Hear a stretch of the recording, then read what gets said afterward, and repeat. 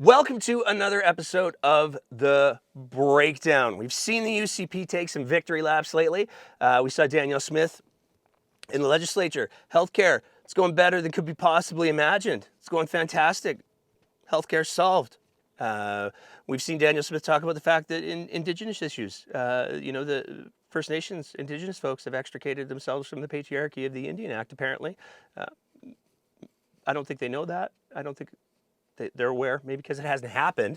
But now they're turning their attention to social issues. There are some people who have some concerns with the UCP's and Danielle Smith's approach to dealing with social issues. Social issues, for example, we're talking about things like drug addiction, mental health, and the question and problem of homelessness, or as I'm going to refer to it during the show, houselessness.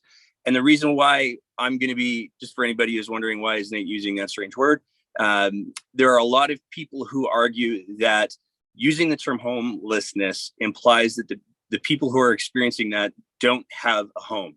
But when speaking to houseless people, one of the things that you'll find is that they very much do feel like they have a home. They just don't have a place to be warm and store their stuff consistently. So it's in conversation with a couple of outreach groups, they've said, Nate, you got to say houselessness. I'm going to do my very best to respect that. But to get let's go with non-scripted talking points evaluation of the UCP's new endeavor, we're very grateful today to be joined by Euan Thomson. Euan, thank you so much for joining us today. Thanks for having me, Nate. So before we get too far into the question of what are the UCP doing and why are they doing that and why is it good or bad, who is Euan Thomson?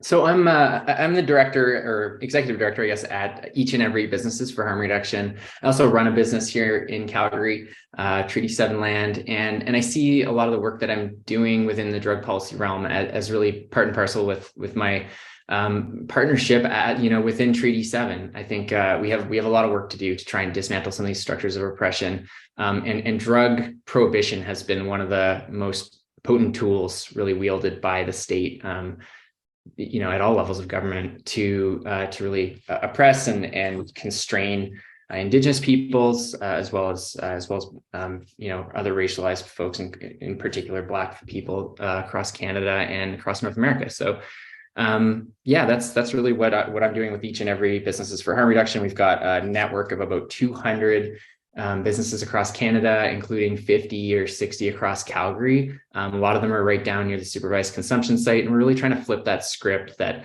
businesses don't welcome these sorts of services into their neighborhoods. We want to start pulling in the other direction and say, these are public services. If we don't want to see drug use in your front door, why not give people a safe space to use instead? And that's really where that conversation started. So we've gone from there to kind of advocacy around safe supply, trying to look at different angles of crime prevention and stuff like that we can get into. Okay. It's interesting you bring up the treaty piece. My understanding from the legislature last week was that Indigenous peoples have fully extricated themselves from the patriarchal Indian Act. I'm saying that with all kinds of sarcasm because that's a thing that our premier actually said, which was horrifying. And I'm never going to stop going back to that. So Each and Every is an organization that the way that a lot of drug use or substance use has been talked about has been, but the businesses, the businesses, they want the police to come in and just clear the streets, maybe use a snowplow. It sounds like Each and Every takes a bit of a different approach to it. Yeah, certainly. I think we're looking at the evidence first and foremost and saying, what is humane and what is evidence-based? And, using the snowplow certainly isn't humane. And as it turns out, it's also not evidence-based. You're just, smearing people around the city, smearing humanity from one neighborhood to the next, so that they, have to pick up all their stuff or have their stuff thrown in the trash can for them. Kind of restart over and over and over again. This is really just one more system of oppression that we need to work to dismantle. But while we're moving towards that, I think businesses and neighborhoods can do a much better job of welcoming people into their areas and sharing space. take the Beltline, for example. People have been using drugs in Central Memorial Park for decades. This is not a new phenomenon there by any stretch. Things have gotten worse because the drug poisoning crisis and the drug toxicity in general has gotten much worse. Homelessness, houselessness has gotten much worse. So we have to look at these things within the context of the world we're living in right now. And to say that like the supervised consumption site in any given neighborhood is drawing people and problems into the neighborhood is not looking at what the evidence says, which is quite the opposite, that it solves problems in neighborhoods. I want to talk about that toxicity piece for a while, because it seems to me that's one of the most poorly understood elements of things. We did a walk along with an outreach group about a year ago now, and one of the workers in that outreach group was also somebody who works in the supervised consumption site, and they were speaking at length about one of the big problems that first responders and healthcare workers and firefighters and all of that are navigating is, it used to be you would get your opiate, it might have had a little bit mixed into it, but most of the time your opiate was your opiate, especially when people were using the pharmaceutical grade stuff. During the pandemic, it seems like there was a lot of other ingredients that were introduced to the recipe. I mean, I was hearing stories, and certainly there's been stories in the media of all kinds of different chemicals mixed in, whether we're talking about diabetes medications, to stimulants, to other things, to other things, to other things. And a lot of people have said it's the toxicity that is driving a lot of the opiate deaths. And by that, what I mean is people are purchasing drugs or substances to use. They're not getting what they thought they're getting, and because there's no quality control because of the street drugs, they're dying. What's your take on that? Yeah, absolutely. In a good regulated drug market like alcohol, you should always know the strength and the composition of what you're taking. So if I walk into a bar and I order a beer, I know that it's a 5% alcohol pint. I'm not going to drop dead from taking a sip of that beer, hopefully, unless it's really, really terrible, maybe. But the general gist is that the people need to know what they're taking, and what you've pointed out here is this variability in composition. So we've got depressants like benzodiazepines blended in with opiates, which is really dangerous because these sorts of poisonings often can't even be reversed by naloxone anymore. You've got to have paramedics on the scene to address that problem effectively, or get the person to the emergency room. You've got variability, huge variability in the potency of the fentanyl that's now you really invaded the space of the opiate supply. So it can be anywhere from 5% in a given sample to nearly pure. And if somebody is used to really needing that 70% strength fentanyl in their shot or in their dose, and it's at 95% this time, that's a pretty big difference, and it could result in an overdose. So we're seeing just this really volatile situation for people who are really just trying to manage their day, like anybody else who are taking opiates or other types of drugs to get by, to manage really tough circumstances. I think you and I can probably agree, if either of us ended up houseless tomorrow, one of the first things we'd be reaching for is whatever can bring us some comfort and help us get through the day. And I can't get over this idea that blaming anybody for drug use, not understanding their circumstances and not having walked in their shoes to some level. But that aside, I think we just gotta look at the situation as it lies and try and help people survive that. And the best way through that is to regulate the drug supply. One of the other pieces of the conversation that seems to fall through the cracks all too often is it seems like people want to apply some sort of formula. You lose your job. It's like a country song. You lose your job, you lose your truck, you lose your dog. You're homeless or houseless. You lose your job. You pick up a drug habit because that's what people do. It's just hey, I think it's Tuesday, and then you end up houseless. And it seems like a lot of the time, a lot of the modalities are built on sort of that X plus Y equals Z. But that's not necessarily how a lot of people experience houselessness and the drug addiction part. How many initiatives are you aware of that are designed to meet the houseless population where they are? And I'm going to extrapolate that to some other groups in just a sec.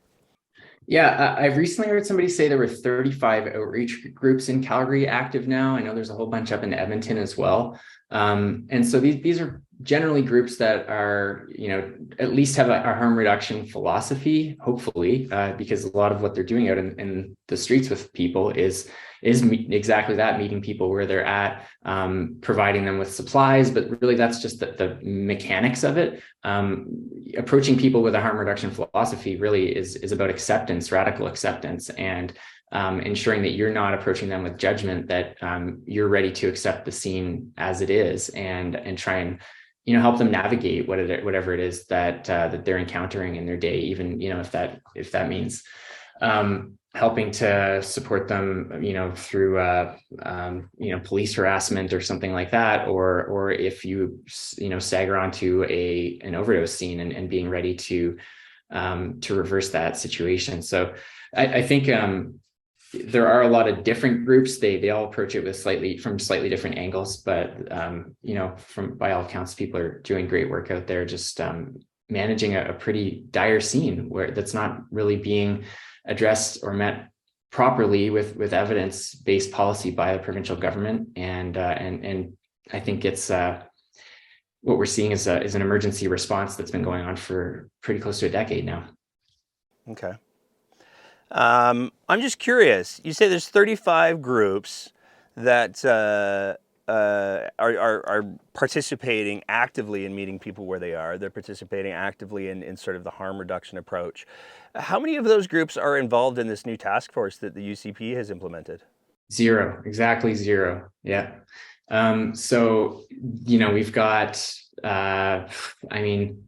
within that task force, I can't name everybody on it, but it was, a couple of handpicked city councilors who, in my opinion, are not the best choices for this particular task force.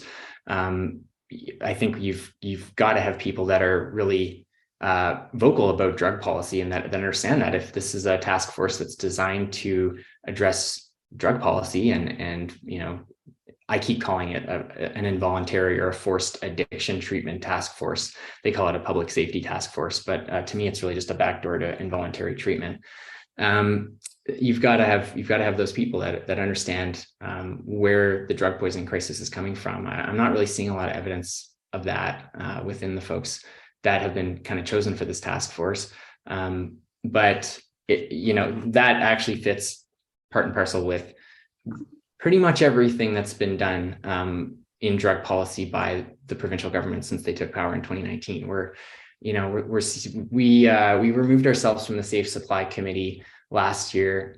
We were supposed to present on it, and just after seeing the speakers list, it was just a kind of a who's who of drug war propagandists from the States and from across Canada, and that's not the discussion we wanted to have. We're not starting from a perspective that the drug war can only be fought with more addiction treatment and more policing and more border control. Like we have to move past that. That's like trying to start from climate change denialism 15 years ago. It's like we were having those conversations back then. That's kind of where we're at right now in the drug poisoning world. Like there are just a large number of people in very, very high positions of power, in the academic sphere, in policing, in politics, that just refuse to accept that the main driver of the drug poisoning crisis is drug toxicity, and the best way to address that will be to regulate the drug supply. I mean, looking at the makeup of the task force, there's multiple UCP, excuse me, there's multiple UCP ministers. So there's Nicholas Milliken, Jeremy Nixon, Mike Ellis, Rebecca Schultz. There's a representative from Siksika. There's a representative from Zutina. There's the two Calgary City Councillors that you mentioned, Sonia Sharp, Andrea Chabot, and then there's a bunch of City of Calgary folks, some AHS folks, and it appears that there's only one homeless group that is represented on this task force, and that would be the Calgary Homeless Foundation. Would you have liked to see more people who are doing the sort of the direct outreach? Yeah, I think that would have been really helpful. I think even more helpful would have been to have people who use drugs and houseless people on that committee. Let's get lived experience in there and living experience.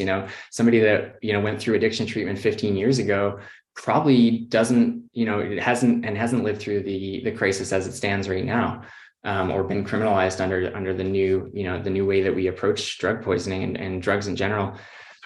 Is probably not really going to understand that well what's going on right now. And I think that we need to get to a point where these committees are made up of people that that have lived through that. I think I can't speak for the Indigenous communities that are represented there. I think that's always going to be important, and we need to make sure that we have people represented in these committees that are going to hold the committee's feet to the fire to make sure that that TRC, MMIW guide, calls to action are being implemented, and that the whole thing is really being seen through that lens as well. But short of that, I think I'm just not seeing a lot of expertise in drug policy and in houseless policy, housing. I'm seeing a lot of denial that housing is the main solution for houselessness as well. It's like we keep conflating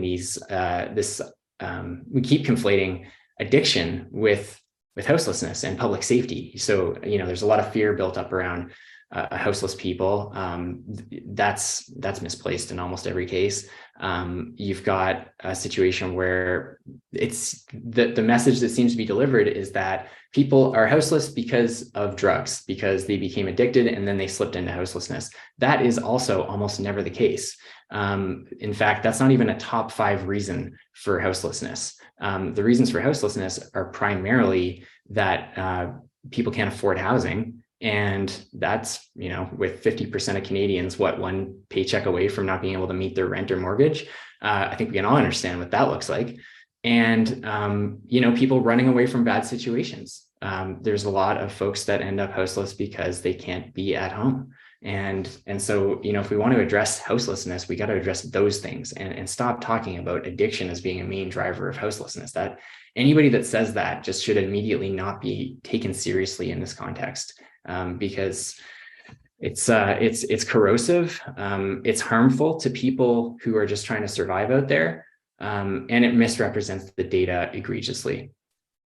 I mean, when you're talking about the fear of houseless people, and I think that the two things that immediately come to mind for me are when you hear police officers talking about the most dangerous situations that they're going to go into, the one that always comes up is domestic violence situations.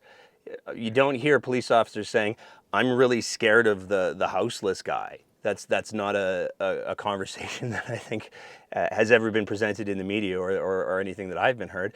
But there is very much this it seems like a false assumption about, if they're houseless, they're somehow more dangerous.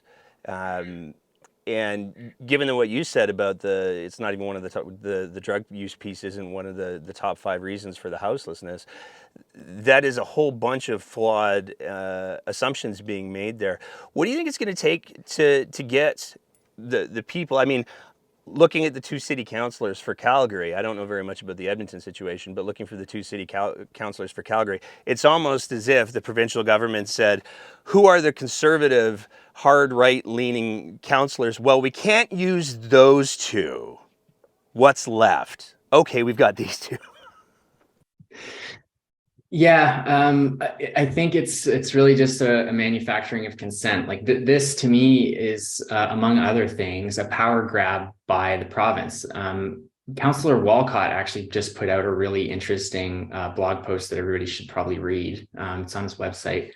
And he talks about a lot of different things in this blog post, but one of them is just really how Bill 6, addressing the Police Act, is kind of a power grab by the province to get to a point where they can appoint commission members, for example, police commission members, and and just put into, a sort of ignore federal laws. So something that Duncan Kinney just brought up was an interesting one. He mentioned, just talked about supervised consumption sites being federally regulated. So if we don't like supervised consumption sites, despite the fact that they've got a Section 56 exemption to operate under the federal government, we're going to ignore that. And this is, we can see where the problems are going to show up here pretty quickly. So, and this is all linked to resistance of alternatives to policing, which is really sad, because when you think about these outreach groups that are out there doing this work, face to face with people on the streets, they rarely, if ever, run into problems. Like they have de-escalation training. They carry cigarettes and hand them out to people, and just find ways to meet them where they're at, and to kind of encounter them on a human level that you'll just never get from a uniform.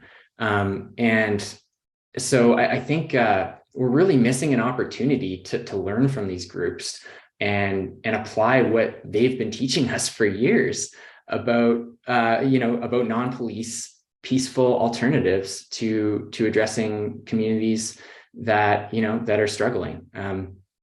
So yeah, I think to me, I just look around and I see a huge number of missed opportunities, and these would be opportunities for everybody to reduce costs, if that's what really floats your boat, but also to just create safer spaces for everyone. Now, you talk about meeting people where they're at, and a little bit of a personal anecdote here. When we did our walk along with one of the harm reduction outreach groups, it was absolutely stunning for me to watch not just the level of trust that this harm reduction group had been able to build with the houseless folks that they were dealing with, but the enthusiasm with which the houseless people were addressing the outreach group. There were people from like a block away being like, "Oh, hey," and then running up.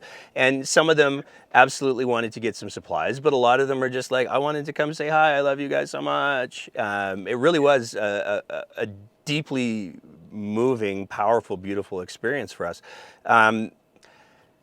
And so much of that came because they were willing to put the work into meeting people where they're at. We saw an interview with somebody who's one of the panel members on CBC recently, where that didn't seem to even be part of the equation, because one of the questions that the CBC guy asked was, so, how are we going to make sure we have enough spaces for people? And she was like, "Oh, we've got enough spaces as it is."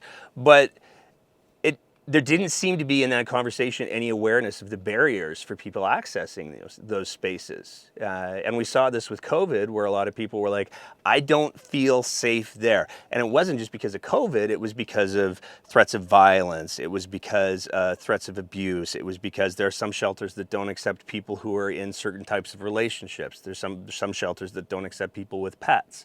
And the idea for a houseless person to abandon their companion animal when it's -40 is as impossible a choice as staying out there themselves. So do you have any hope that this panel is going to do any of those meeting people where they're at? No, it sounds like they're doing the exact opposite to me. The announcements made both in Edmonton and Calgary would effectively not talk about harm reduction at all. They wouldn't even say the word harm reduction. It was services that reduce harm is kind of the new catchphrase we're hearing out of the government. But that aside, we're trying to apply a one-size-fits-all solution to pretty much everything that touches drug policy in Alberta right now. If you can't survive long enough to get to addiction treatment, and if you can't survive addiction treatment itself and then get out on the other side and remain alive with your new status, maybe you hope, if you're abstinent coming out of that, then there's really not a lot for you. You get that, or you get nothing effectively. We've maintained a few supervised consumption sites across the province. We've closed a number of them as well. The places where they've closed, people have been forced to scatter elsewhere and, to just make do. In a lot of cases, a lot of people have died as a result.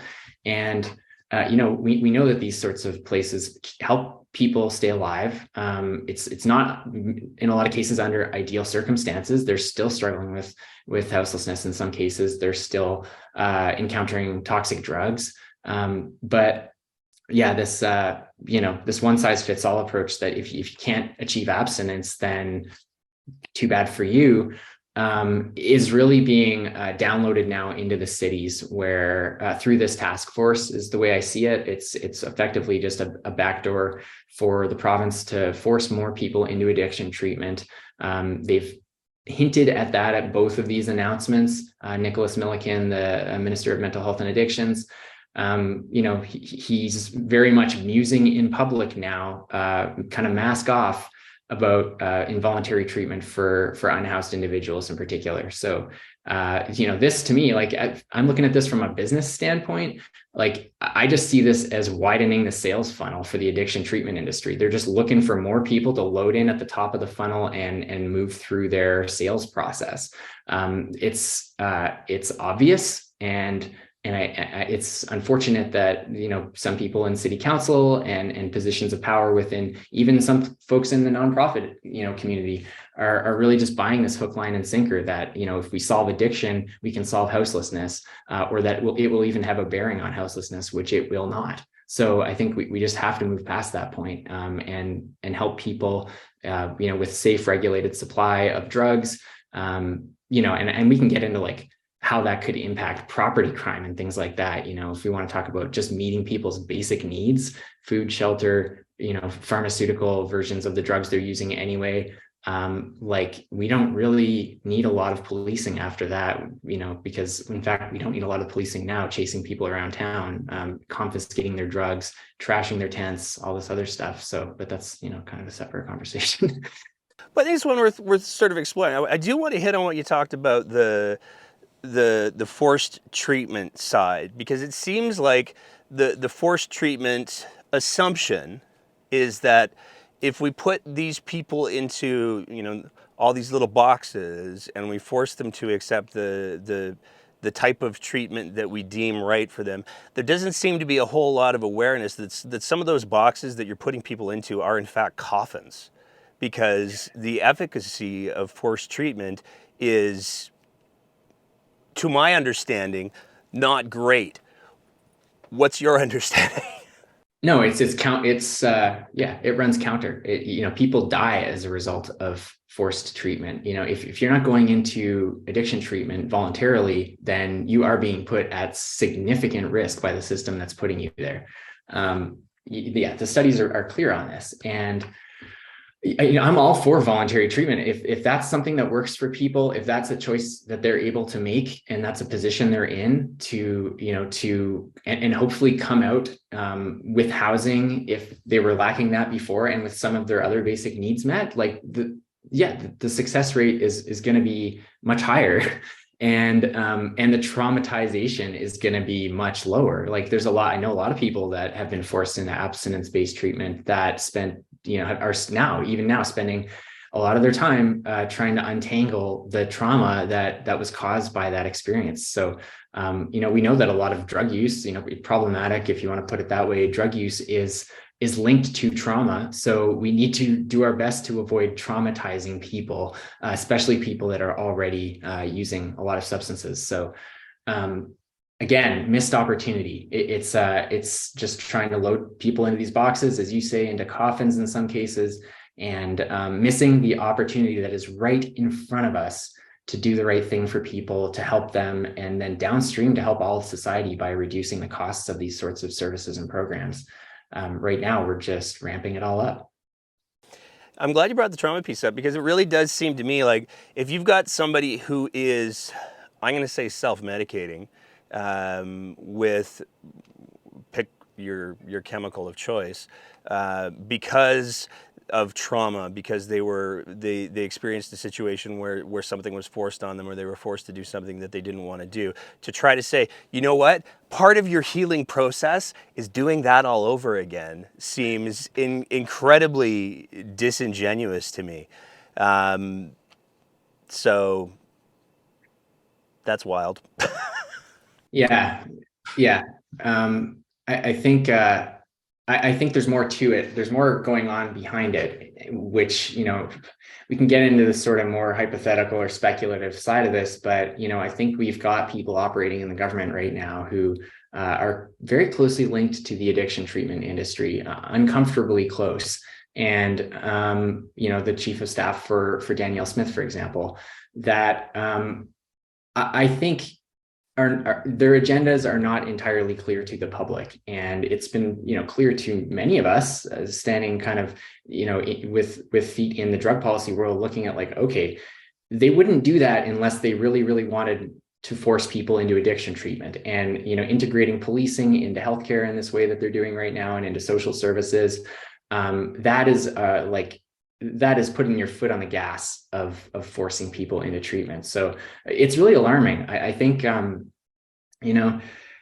you could kind of use the equivalent, like if we were able to create enough fear around alcohol, then you're sitting there drinking that same pint of regulated beer. Somebody comes in and says, this is problematic drug use. We need to haul you off to treatment for this.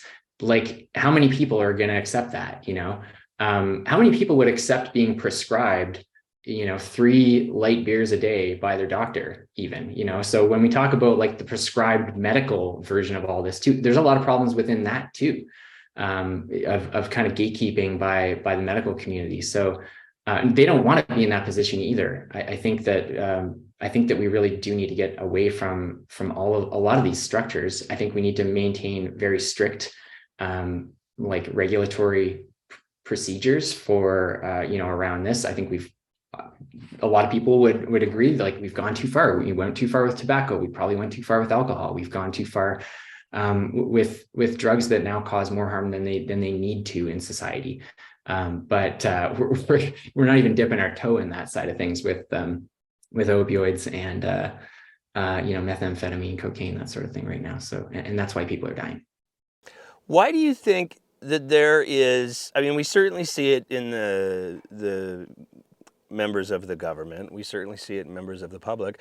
Why do you think there is such a resistance and a fear to have the conversation around this incredibly complex issue that starts with, this is an incredibly complex issue, and anybody who's trying to sell you that there's a single approach that's going to work doesn't know what they're talking about. This is going to require many different angles of attack from many different places. Why is it that that's not the conversation that we're having? Why is it instead that we're getting, we're throwing $58 million at the problem and it'll be fine? Yeah, because that money is probably already spoken for by the vested interests that exist, that are kind of operating within our government right now. That would be my answer to that. I think that there is a ton of money being thrown at the problem. Unfortunately, the problem has not been accurately defined. So the problem is apparently that people fall into houselessness because they're addicted, for example. So if we solve the addiction, then we can solve the houselessness. That's bullshit. We know that's bullshit. And we have to stop accepting that. And we can't be hearing that from the CEO of the Calgary Homeless Foundation. We can't be hearing that from city councilors. These people need to be leading us to a point where we come to a consensus as a society that houselessness is caused by people not being able to afford homes, not being able to afford their rent, primarily. And until we can pivot our attention to addressing that and really restructuring our economy in various ways in order to meet those needs for people, I don't think we're going to get anywhere near a real solution, other than just locking people up, traumatizing them, eventually releasing them back out into the street where they're going to be more traumatized than they were when they went in.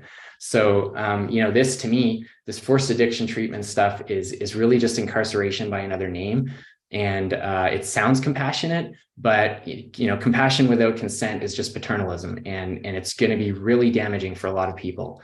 Again, nothing against voluntary treatment. I think anybody that wants to access those sorts of services should be able to, on their own terms, with their needs met as they stand. So if they want to hold on to their methadone prescription, or if they want to keep using drugs of various sorts, but just reduce their intake or whatever it is, like they just need, those needs have to be met, or else they're setting themselves up, the system's setting them up for failure.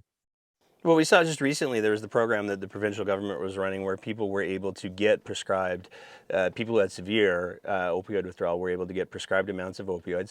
And I read a story about a young woman who had turned her entire life around and was an entirely functioning member of society in many positive ways while still using opioids to keep her from experiencing all of the very, very bad things. So this, You're gonna have to get Ophelia on the show, actually, Nate. She's wonderful, and she's, anecdote is not evidence, but the story she can tell you, I think is representative and characteristic of a lot of people out there who have been trying to scream at us for decades now that like they can't really get by without using these drugs. It's inherent to who they are to be able to use these drugs, and they're not themselves without them. So why don't we just listen to them? Like we're so caught up with this fear that's been built over generations now around drugs, and this is manufactured fear. It's been 115 years of it, and we were born into it. We never consented to drug prohibition. We were born into that. All of us were. And until we can unlearn that sort of thing, it's kind of like decolonizing ourselves. We have to unlearn those teachings from the DARE program, from the visits to the police station when we were going through scouts, or brownies or whatever. Like these are just propaganda tactics to bury that emotional response deep in our brains to drugs. And I think instead, our society right now has, again, this huge opportunity to listen to people like Ophelia, who can tell us a totally different side of their experience and their life while using drugs.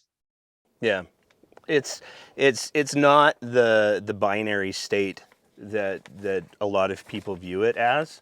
And I think I'll even own for me when they were talking about the legalization of marijuana, I was nervous. I was wondering, what are we going to see here? And it turns out more than anything, what we saw was a bunch of people who didn't read the instructions on the label and gave themselves anxiety attacks. But above and beyond that, the massive crush of the marijuana overdoses didn't happen. So people use now marijuana regularly, and they're still able to function and go about their day. So it's not as it's just not as binary as some people like to present it as. What are the strategies that you'd like to see being implemented going forward? I mean, looking at this panel here, I don't see creme brulee listed. It may come along later, but I don't see, with the exception of I'll say the two Indigenous representatives, because I don't know very much about them at all. But a lot of the other names are very familiar names. These are not people who appear to have any kind of real lived experience with any of this stuff. So I find myself wondering, what kind of insight can they actually bring above and beyond implementation? So we're disregarding this panel entirely. What would you like to see as solutions for addressing the multifaceted issues that we're talking about, whether it's houselessness or drug addiction or mental health, and the overlap, like the Venn diagram of all of those things? What do you want? What are the types of things that you'd like to see implemented? Well, I'm going to add public safety to that list as well, within that Venn diagram. And there is a significant place of overlap within that Venn diagram in safe, regulated drug supply. To increase public safety, to minimize the negative impacts of drug use for many individuals, to remove the need for policing in a lot of corners of our society, and and for helping people get stable if that's what they're looking for in housing. I was at a police town hall recently for businesses where it was hosted by a couple of city councillors, Evan Spencer and Sonia Sharp, who's actually on this task force.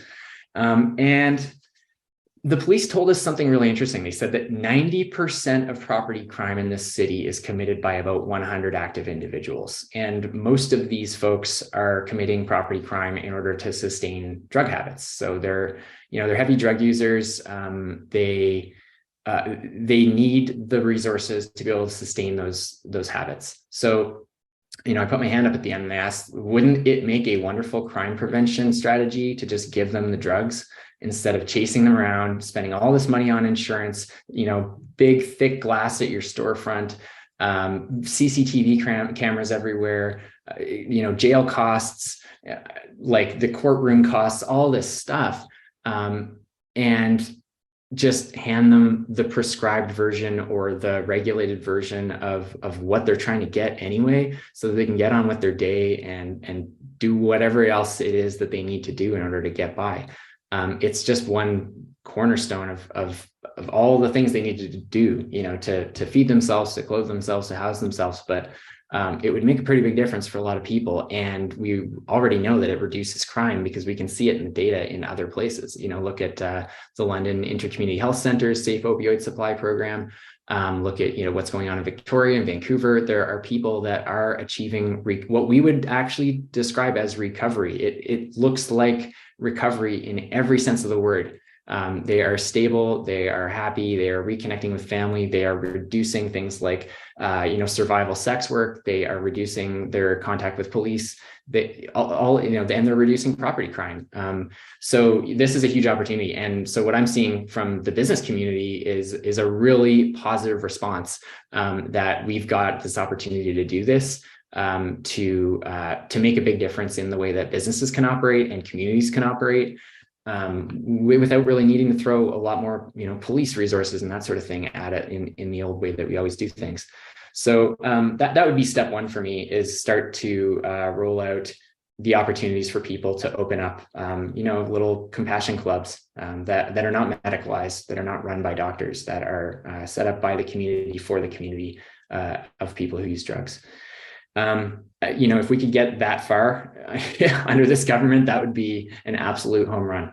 But what I see happening is a rushed task force to get as quickly as possible from where we are right now to justified forced addiction treatment, and loading as many more people as possible into that system. I think that's terrifying, and I think Albertans should be up in arms about it. But people are out of energy fighting this government at this point. It feels like just the fire hose of bullshit that people have had to deal with over the last few years has people taxed and exhausted. And I think if anybody that has some spare energy going into the new year should be focused on this issue and really fighting the idea of forced treatment, fighting the idea of pulling people off their prescriptions, which is also happening under their narcotics transition services program. It's really just a way to coerce and control people and get them into addiction treatment again. It's kind of happening from the other side of people who are already on prescriptions or already accessing opioids in different versions. And, so we're doing a lot of organizing in the community. We recently put out an open letter co-signed by the Beltline Neighborhoods Association, Beltline Business Association, Crescent Heights Neighborhood Community Association, and Each and Every, that basically called for a distributed model of supervised consumption sites across Calgary, smaller sites that accommodate communities everywhere in the city, everywhere where we're seeing overdose hotspots, which is pretty much every neighborhood, especially around train stations. Again, huge missed opportunity. If we don't want people using drugs in public in train stations, give them an opportunity to use in private in an overdose prevention site. Then, more drug checking, which Aware is already bringing on in the new year. So there is going to be the first, drug checking pilot, so people can actually bring their drugs to a mobile site and have their drugs tested there, so they know what they're taking.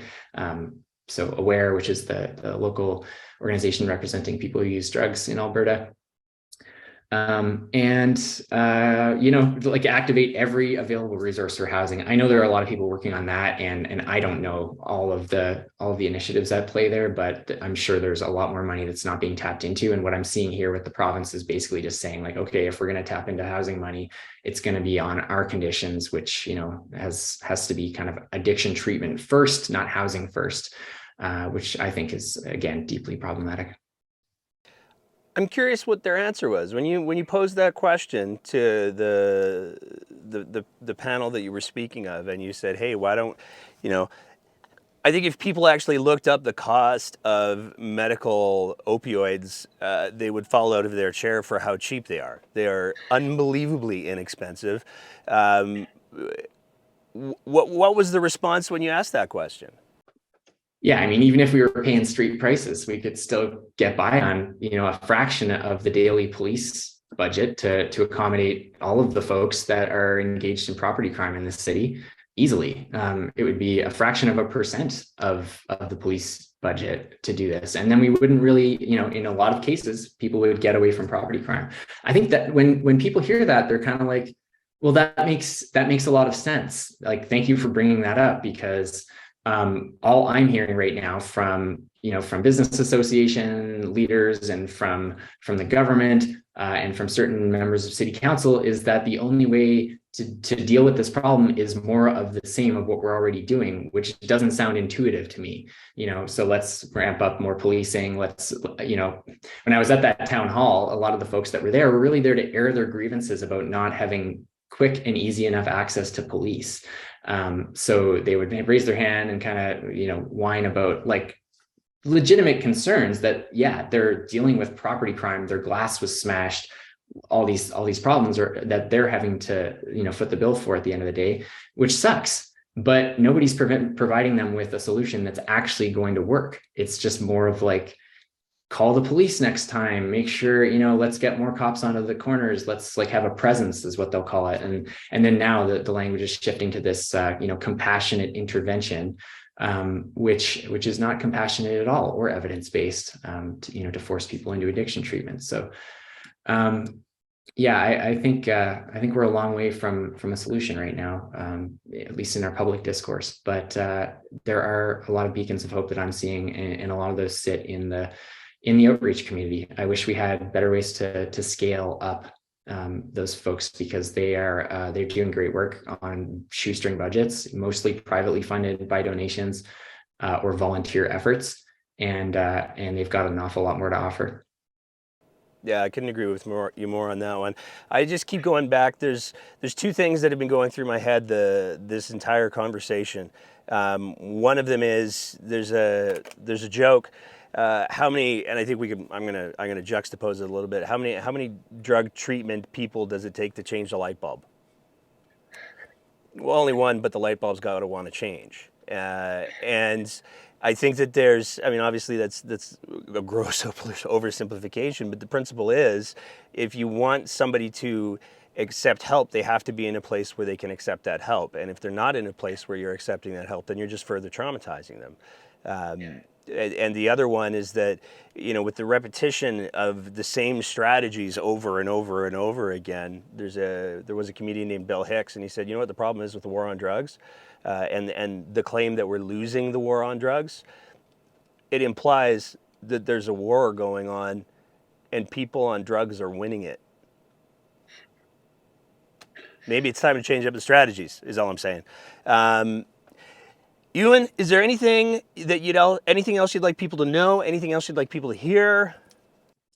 Yeah, I guess I'd just emphasize that city councils, I'll say, across this province have a huge opportunity right now to do something through the police commissions and through their own voting. I think Edmonton's moving forward with decriminalization package. That is going to be in front of the federal government before we know it. So, where's Calgary's? Where is Calgary's decriminalization package? We can't keep going on with this de facto decriminalization stuff, because all we're saying is that we're leaving it up to individual police to decide who gets punished. Again, that's not right. We know how that turns out. All of the race-based data in the world has told us that that's not an ideal situation for most racialized people. So let's not allow this de facto decriminalization catchphrase to be our permanent reality in Alberta. We need real decriminalization. We need I think we need a mechanism for organizations or individuals or small groups of people to set up buyers clubs of safe drugs. There are safe drugs out there available through through pharmaceuticals, but also just like through other channels, through illegal channels. And I think we just got to get past the point that these are illegal channels and open up ways to allow people to access them, because even with a good drug checking system, you can pretty much regulate your own supply. So the conversation needs to shift towards regulating the supply. If anything that falls short of that is not going to address the drug toxicity. So that's critical. And there are ways to do that, again, through the police commission. Police can be kind of ordered to stand down on drug charges. We can set up exemptions across the city through decriminalization, setting the thresholds for what you can carry high enough so that buyers clubs can actually exist. I think that would be really valuable. I think that the average citizen can be pushing their city councilors, their provincial representative maybe, but really their city councilors to start looking at these sorts of things. I think if any businesses are listening, you should check out eachandevery.org. You can sign up for free there. If you got a bit of spare money in your pocket, you should donate it to one of the outreach groups around. There's lots of people operating, all with kind of different angles and different memberships and that sort of thing. So figure out which one really appeals to you, and I would recommend that. If there are any artists out there, we are running an art auction through Each and Every. Again, you can find that at our website, eachandevery.org. All the money is going to outreach groups and initiatives that will effectively advance overdose prevention and safe supply in Alberta. Those are really the key things, I'd say. And I think it's worth highlighting when we're talking about decriminalization. My understanding, please correct me if I'm wrong, is that we're not talking about decriminalizing the guy who's flying in a plane load. We're talking about people who are carrying personal use quantities, and maybe they shouldn't go to jail for that. Yeah, and most people who are selling drugs are also people who are using drugs down at the street level. When we talk about the drug dealer, this image that we've got in our head of kind of this drug kingpin, there aren't that many of those people. Those people are effectively meeting an economic demand in any case, through really ugly means in a lot of cases, but those ugly means are a consequence of drug prohibition, not the way they want to operate. Craft breweries are not shooting each other up in the streets over, beer turf, right? And that's a consequence of a regulated market. So let's start thinking about all these things from a sensible standpoint and stop listening to the drug warriors out there that want to continue this war, which really is about maintaining class structure and maintaining racial structure in our society. People can learn about that through just understanding the history of drug prohibition. I think that's a really valuable place to start here. The Canadian Drug Policy Coalition has really good resources around that, and so does Drug Policy Org, the American kind of counterpart to the Canadian Drug Policy Coalition. So I think just coming back to your point, I think we've got a lot of work to do, and I think people can start with kind of the education piece and really understanding like where all this comes from, who's driving it, and start to put some pressure on your local elected representatives. Yeah, to me, I just keep going back to the fact that I remember before, and this is totally anecdotal, but I remember before marijuana was legalized, you would see multiple stories every week about houses that had been destroyed because they were grow-ops, and all of the concerns the community had about the houses that were being gutted as grow-ops. And I honestly cannot remember the last time I heard about a major marijuana grow-op operation in a residential area in the city of Calgary. So I guess legalization can solve problems too. Interestingly, when you look at the police records for drug busts, as cannabis has fallen off a cliff, all of the other drugs have increased in intensity by, in terms of police enforcement. So like fentanyl and cocaine and methamphetamine busts have kind of come in and taken the position that cannabis used to occupy. And it's pretty much just like maintained a steady trajectory of, a steady kind of quota of drug busts, despite the fact that cannabis fell off. And I think that is partly behind why we're seeing such, worse potency, increasing potency and increasing volatility in the drug supply. We know from a lot of data around the world that every time a police bust happens, the drug supply becomes more toxic downstream because people are backfilling it with more contaminants. So I think, it's a really interesting, that's a really interesting topic to get into another day. Cool. Euan, I want to thank you so much for taking the time to talk today. I hope that for what it's worth, I hope we're wrong. I hope that maybe this task force decides to not order the creme brulee, and maybe they do decide that a multifaceted approach that takes into consideration all of the factors is the way to go. I don't think we will be, but I hope so. Yeah. Thank you so much, Ben. Yeah, thank you.